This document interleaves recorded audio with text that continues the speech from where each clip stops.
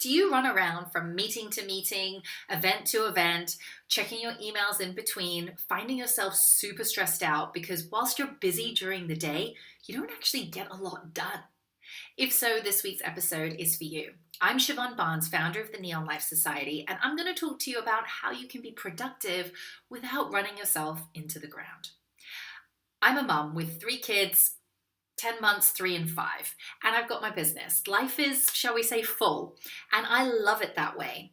And my go-to default is to run around and try and get a lot of things done. And sometimes, I'll be honest, I rush things. And it's not great. I'm still learning this lesson myself. But what I've come to realize, and albeit the hard way, is that rushing around and trying to get all these things done isn't the best way to use my time. What I found is actually counterintuitively, the best thing to do in order to be productive is to simplify, to do less but better. That was my mantra for the beginning of 2017. And it's something that I've continued to think about as I could think about my business, what it is that I want to be focusing on, when I think about my kids and how I want to spend my time with them. And I encourage you to do the same. How can you do less but better?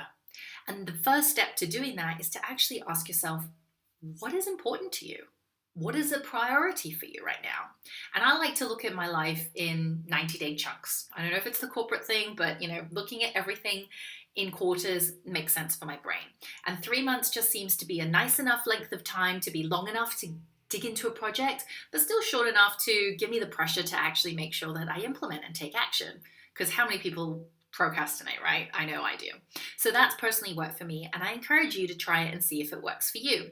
So my question to you is, over the next 90 days, what is a priority for you? And if you're a mom, or if you've got multiple businesses, or if you're a busy executive and you're doing things for charity and things on the side, you can chunk your life into different sections if you like. And you can see what your priorities are. Maybe it's health, maybe it's career, maybe it's giving back, maybe it's spirituality, maybe it's family. You get to choose. But pick the 3 areas in your life, 3 big buckets, and ask yourself, what's a priority in each of those? And then as you go about looking at your calendar and your commitments for the next 90 days, have a look to see what you can trim, what's necessary, what actually ties in with those priorities. Anything that doesn't, I encourage you to trim the fat. You don't need it there. You can come back to it in the next 90 days. So that's my tip for you on how to be productive without running yourself into the ground. But I'm curious, I want to hear from you.